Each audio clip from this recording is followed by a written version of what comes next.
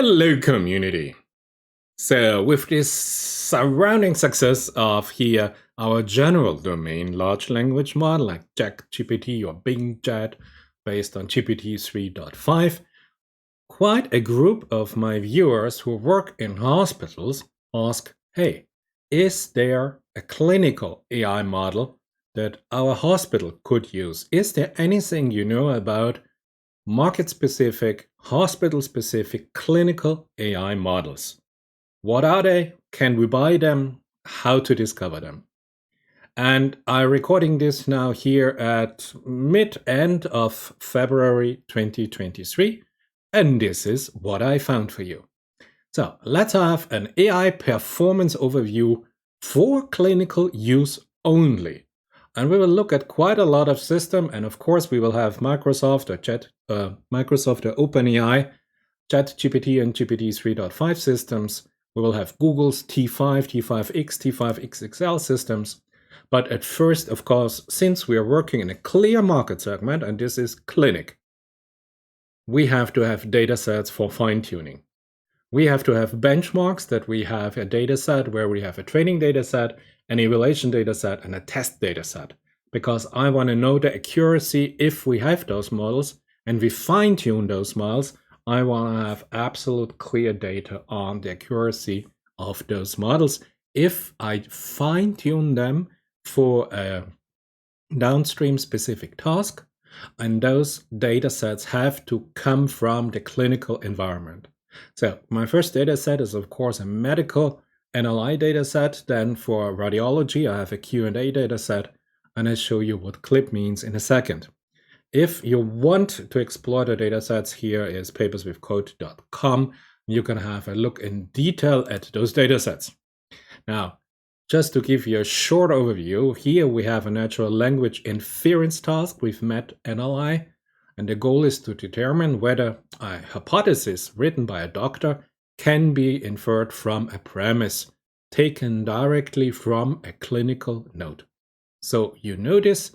I've shown you this before when I showed you here when we train here our BERT models, when we train sentence transformers, when we train cross encoders, we had exactly this. We had a multi-class classification task, and we had labels where we had entailment, neutral, or contradiction of two sentences. This is exactly where we are here right now, only now our training data are clinical notes by doctors, written by doctors. And it is important that they are not perfect. They have a lot of abbreviation, they have a lot of medical terms. So this is what we're looking for. Second is here a question and answering task on radiology reports. So we are here really in a very specific clinical subtask, radiology, and this is a Q&A. You know this, you know the matrix. We look here at the performance measurement. How good are the models if we fine-tune them on here? What is their accuracy?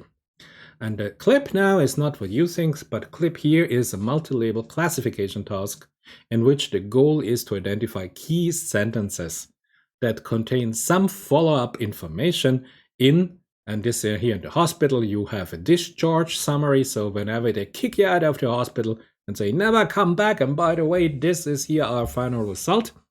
This is exactly what we are looking for, key sentence identification. And here we have 7 possible labels that we train the system on real-world data, because really these are real. I will show you the hospital involved here. These are real data, therefore we have to secure client privacy. So we have 7 labels: patient, specific, appointment, medication, lab, procedure, imaging, and whatever. So look at the first data set. We have here a data set with 11,200 training data sets, 1,400 development data, and here for test instances we have about 1,400.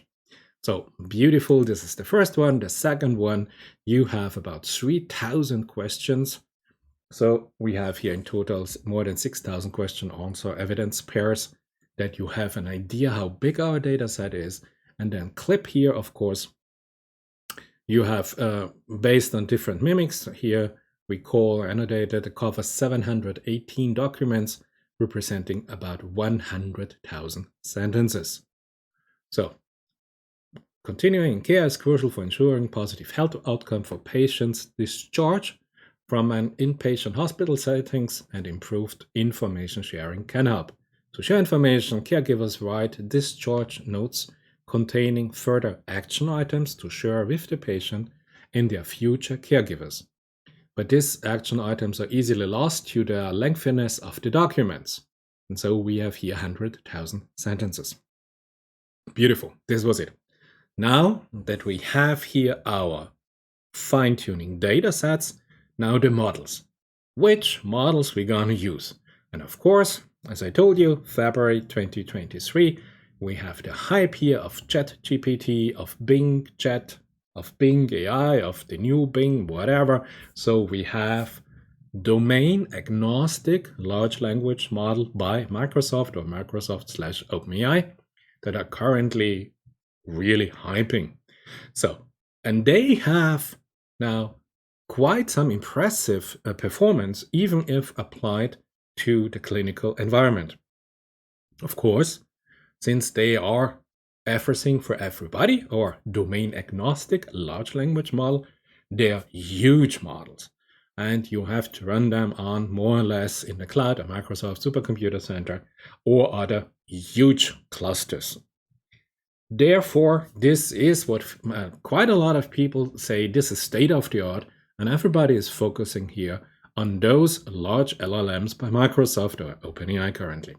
Now, there is, however, and this is here, there is a niche of specialized clinical models.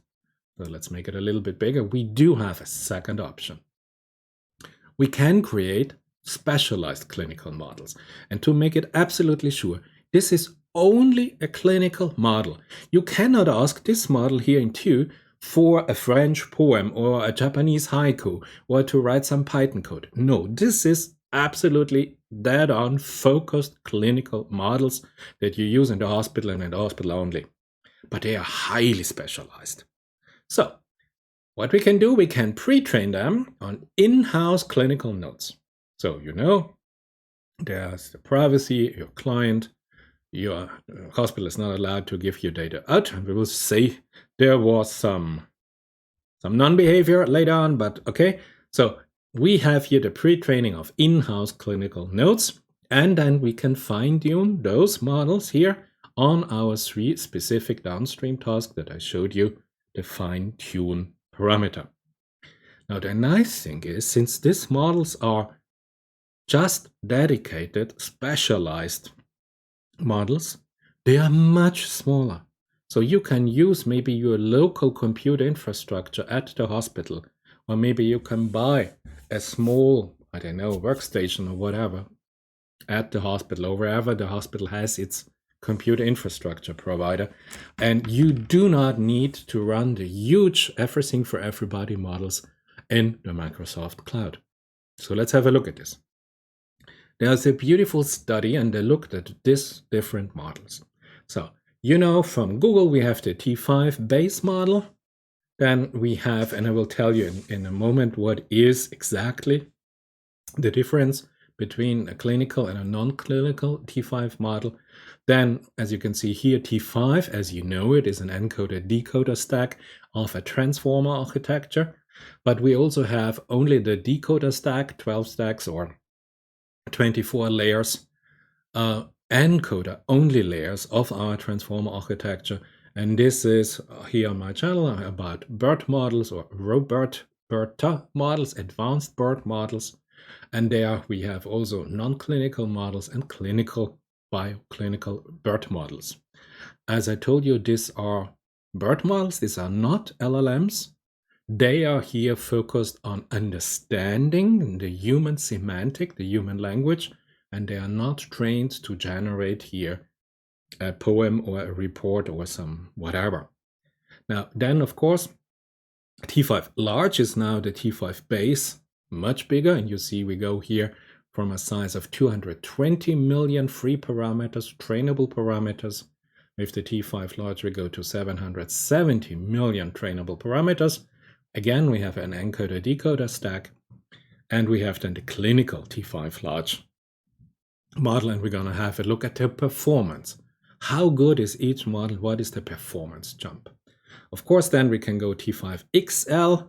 This is now a 3 billion free parameter trainable model, encoder, decoder. And then maybe you have known or have seen on my channel a FLAN T5XXL with 11 billion parameter model, encoder, decoder.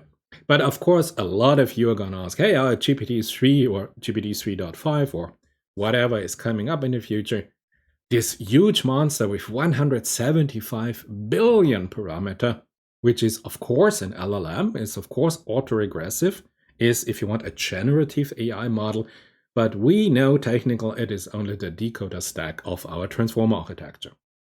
So those are the models. I found the data. There is a beautiful study. I want to show you the results.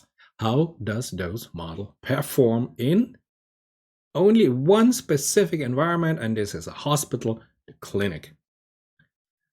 Again, if you want to brush up your knowledge about the BERT, so this means about the encoder stack of a transformer, or you want to deepen the difference between BERT and GPT systems, where we have here the decoder stack, this is the video for you to watch.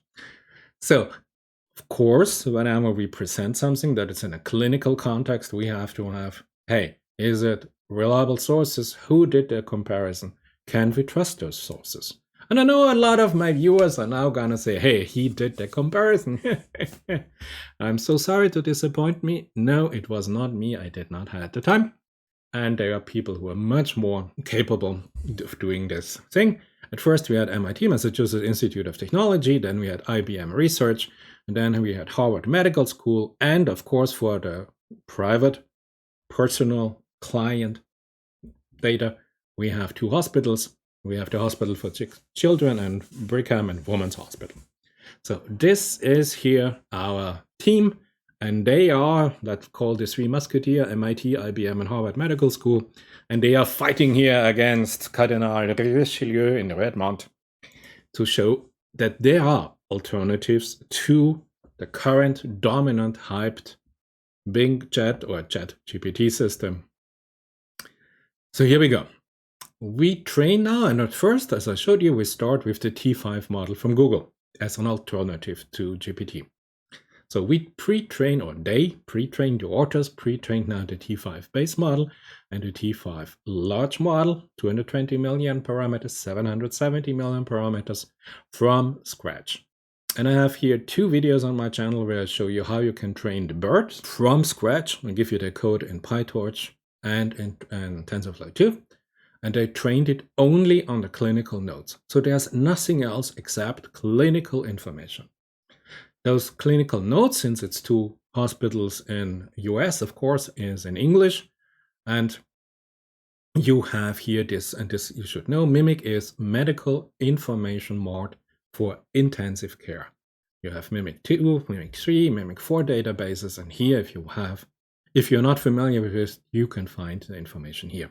So, what is the first model, the first large language model that we have a look at? And this is the clinical T5 base model.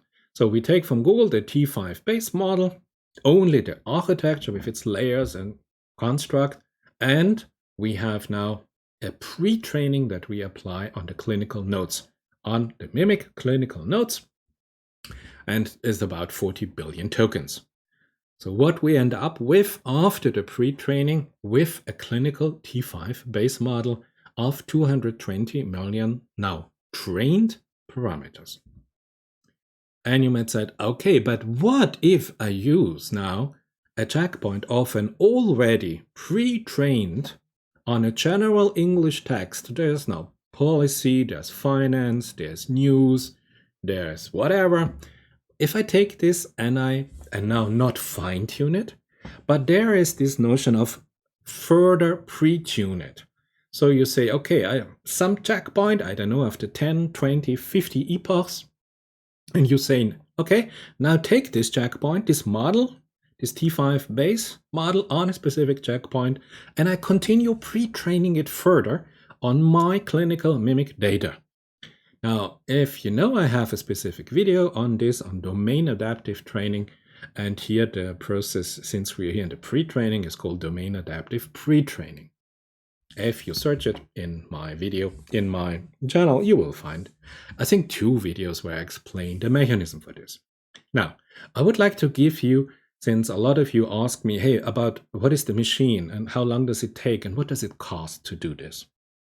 Now here, the authors and the founders tell us it was trained on 8 A6000 GPUs. Each had 48 gigabytes of RAM, batch size of 32 per GPU, and each epoch took roughly 6 hours on these 8 A6000 GPUs. So you got an idea where we are and what are your RAM requirements if you want to have a checkpoint, pre-train it just further. This is it, what you need to know. Now, of course, we want to go larger. We want to have more performance, and we assume that a T5 large model will give us a better performance. So we take, the authors took a T5 large model and trained it, pre-trained it now on clinical data. Again, T5 model pre-trained now on clinical nodes from scratch.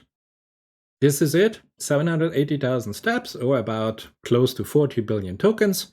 And they used, as they told you, a TPU, not a version 4, but a version 3.8 cluster, batch size of 12 per TPU. But I want to show you just what does it cost if you just take a T5 large model. So not the XL or XXL or the really huge models, no, just a large model. And they said for the university, it cost them about $1,800 and the pre-training process of a T5 large model on the clinical mimic data took about 220 hours. And this was already a Google TPU cluster. So you see, at first, this is a price I assume for university. So if you were as a for-profit company, maybe you say 2,000 plus US dollars, and then you just have a pre-trained model.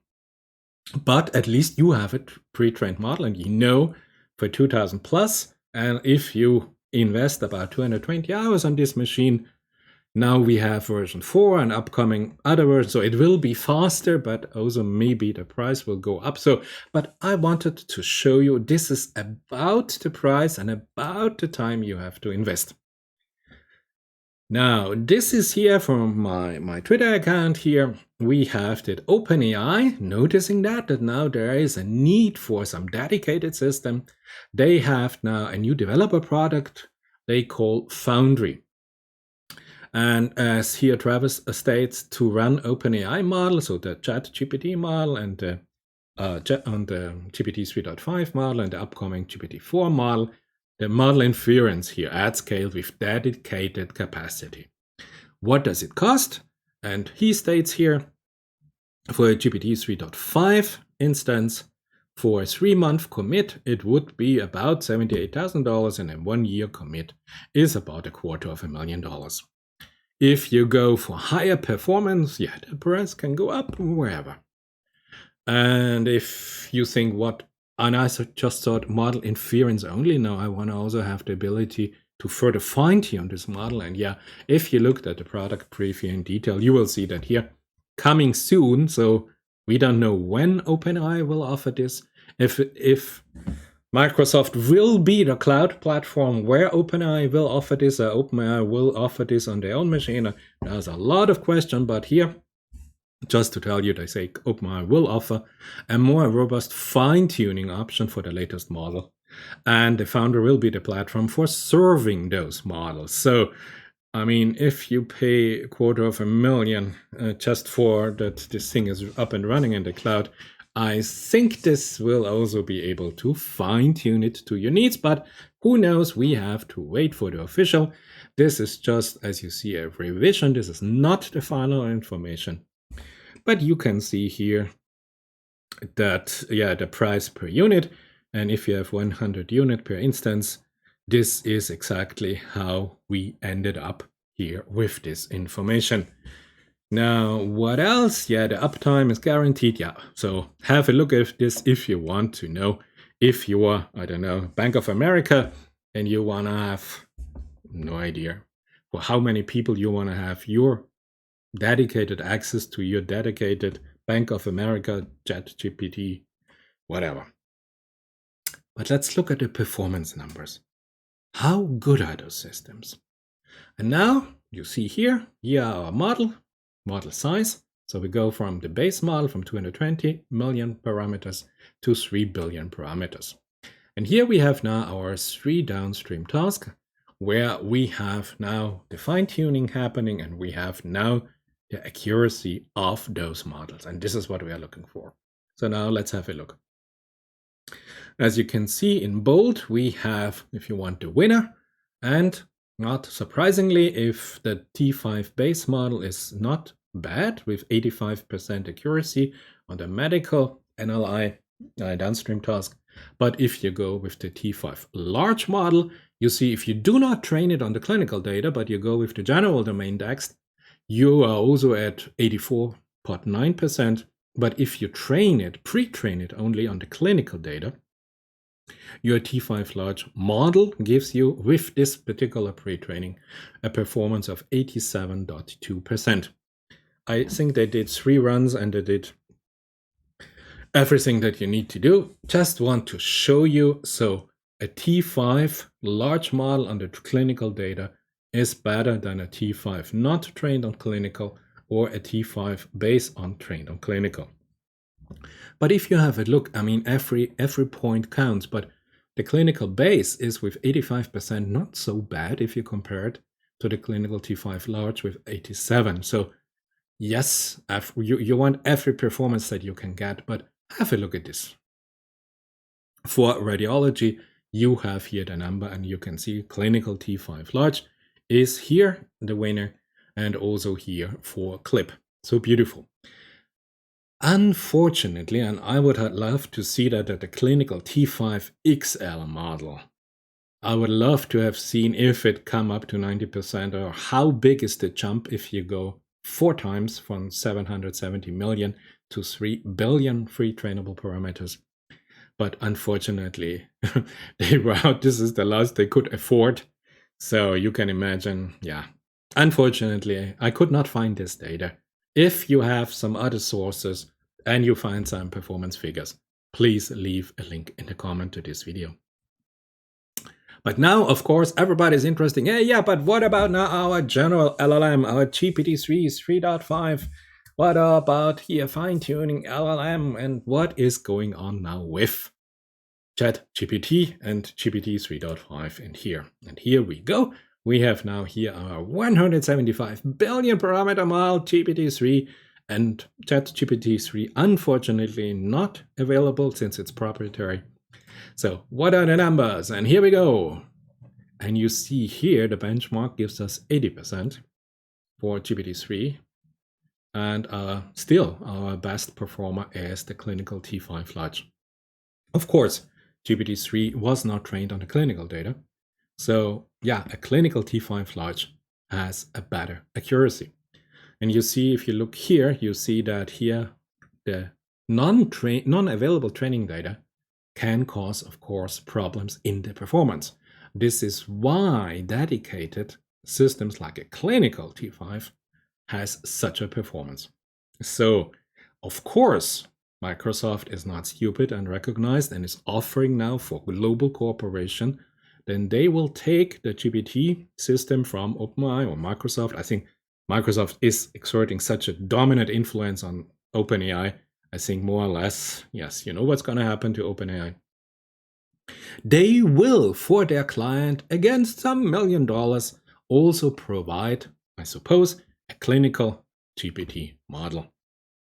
In 1 year and 2 years, I don't know, but you have an idea what is coming up and how this is going to be done. Now, the difference is, for this, you have to pay the supercomputer in the cloud. For this, you can do at a local infrastructure in your hospital, for example, really behind firewalls on a local premise. So, these are the performance figures. Now, as I told you, I have here a video about Microsoft is now also going for a biomedical GPT, so not a pure clinical, biomedical, biopharmaceutical, but this is the video, you can have a look. But let's look now at the total results of each and every model. So the authors tell us, hey, the T5XL we have here now for the non-clinical data. This is the biggest model we could fine-tune, completely, fully fine-tune in the classical sense. This was the biggest T5XL, and these are the performance characteristics of a fine-tuned T5XL on our 3 downstream tasks. Now, the other models that they took into consideration, even bigger models, the FLAN T5XXL, as I told you, with 11 billions, they could not provide a clinical version of this. And of course, they had not the money to provide a clinical GPT-3 version of it. And they even did not have the resources. I mean, imagine, we're talking here about IBM Research as a partner in this study. They had not the cloud infrastructure, the computer infrastructure to perform here even a fully fine-tuned version on our 3 data set. So they had not to spend the money for fine-tuning, so they had to resolve to ICL, to in-context learning, or former generation prompt engineering. And I will show you a detail about the difference between fine-tuning and ICL and the performance degradation that we get in a second. But maybe, and you noticed it because it is flashing in red, we have a winner. If we look at all the models, there is now an absolute winner with 90% in the medical NLI. And as you can see, the winner is a Roberta model, so a BERT model. So this means an encoder stack part of our transformer that was trained on biomedical and clinical data. And this model performed 90% accuracy. And also on the radiological and on the clip task, they have the best performance, given that this is a model with only 345 million parameters. So this you could run inference on a local machine. For this, you would not need the huge Microsoft Cloud supercomputer structure. Now, is this a coincidence? So you see, if you work in a clinical environment and you only want an AI system only for clinical tasks like MedNLI, radiology, or clip, there are competitive solutions that are much smaller. I mean, 175 billion to 0.3 billion models. I mean, imagine just running inference, how much less it costs. And for the training, you can do this on more or less your local machine. So you can see for dedicated environments where you have a specific pre-training and fine-tuning only on clinical data, those models outperform those huge everything for everybody models like GPT models. But of course, innovation will not stop. Microsoft will offer here dedicated systems also for specific, very prominent market segment. So you can imagine that in 1 or 2 years here, we will have new winners. But you know what? A BERT model, you can just add new layers. You can improve its performance in a very simple way. This is open source. This is completely open up to you. I showed you how to build a BERT model, and I decided if I want 12 or 24 or 36 different layers. So this here is open source, open. You can experience it. But if you go to GPT 3.5, you have to take a license. You are not allowed to modify it. You have to use their dedicated infrastructure. This is the current state of affairs, but I guess it will change in the coming years. Good news, clinical system, 90%, with a good old BERT system. So I told you about in-context learning and fine-tuning. At first, fine-tuning is this huge model is extremely expensive, millions and millions of dollars. So ICL was the cheap alternative, but unfortunately, as the study found out, if you apply here the clinical context, it underperforms the classical task-specific models that you fine-tune. So, but I said, okay, let's reduce now this fine-tuning. What about here, if you want to compare this to ICL, where we have only a very limited amount of training data for ICL? When we fine-tune now this Roberto, a clinical Roberto or whatever, but a clinical T5 large, now only on 1% of the available fine-tuning data, or only on 5%, or we just use 10% or 25%, and then of course we use all available training data, how does it perform if we compare this to our low amount of training data ICL? So, and they did some beautiful studies. And here, if you want to have here this prompt engineering here for this our 3 task, this is exactly the prompt structure that they used here for their specific tasks. They experimented with approximately 5 to 10 different prompts for each task, crafting the prompts, reflect the prompts used during the instruction tuning of line T5 and GPT-3. Then they had 1 to 3 random samples, examples, yes. They choose from 200 examples of the validation set. Have a look at this if you're interested, but the result you can see here. So here you have here in color in the solid lines, you have your Roberta or BERT and T5 large and whatever. Those models, they could fully train, fully fine-tune then, and these are the solid lines. And the dotted lines you have where fine-tuning was too expensive, could not be afforded, models were too huge for MIT, IBM, and Harvard Medical School, so they could not fine-tune it, but they had to use ICL. And you see the performance. You really clearly see the performance. So you have here, at first here on the x-axis, if you have only 1% of your training data set, then 5%, then 10%, then 25%, and then fully, the full set of sentences for your training data set. And you see here, let's take here at first this Roberta model in yellow. You see if you only have a very small amount of training data, you are already above the accuracy of ICL for those huge LLMs. And then, of course, the more training data you make available to the system, your performance goes up from, 82, 85, 87, 88, and then 90% performance. So you see, the more training data are available, the better your performance will be. Of course, somewhere, if you go on, you will not reach maybe 100%, but somewhere it will saturate and it will become horizontal. But anyway, just to give you an idea, independent which model you use, a real fine-tuning on dedicated, on labeled data sets is outperforming each and every ICL, if you want, prompts. Just for further information, the result. Okay, let's summarize this. Results suggest that smaller models specifically tailored for the clinical text are more parameter efficient, they are smaller than large language models.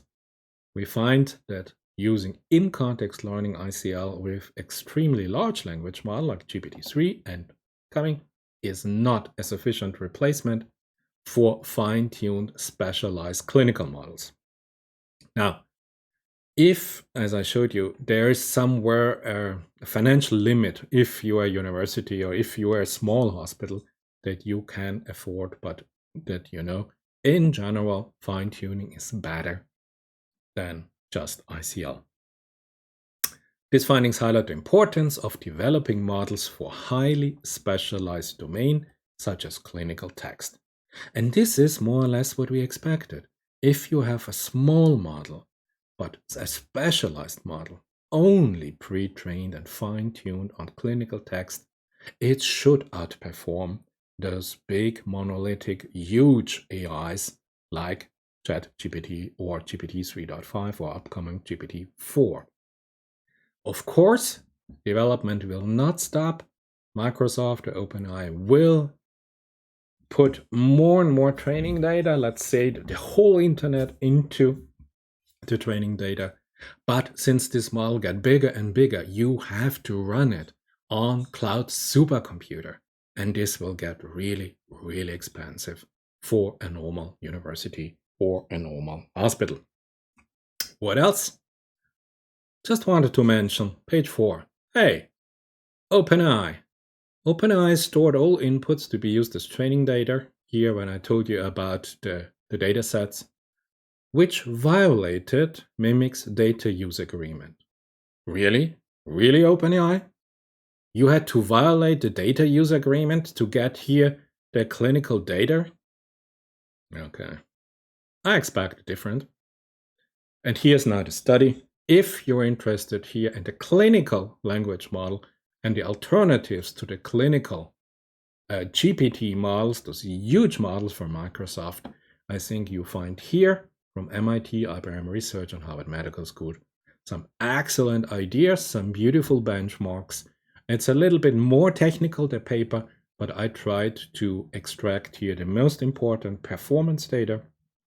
I wanted to show you what they did, how they did it, but here, especially in the annex, you find a lot more of further detailed information about the system. And as I told you, it was published on an archive preprint server on February 16, 2023. I say thank you for this short journey to some clinical environment. If you apply AI in a hospital environment, what are your options? Have an idea what it would cost you to pre-train this system and to run inference. I say thank you, and I see you in my next video.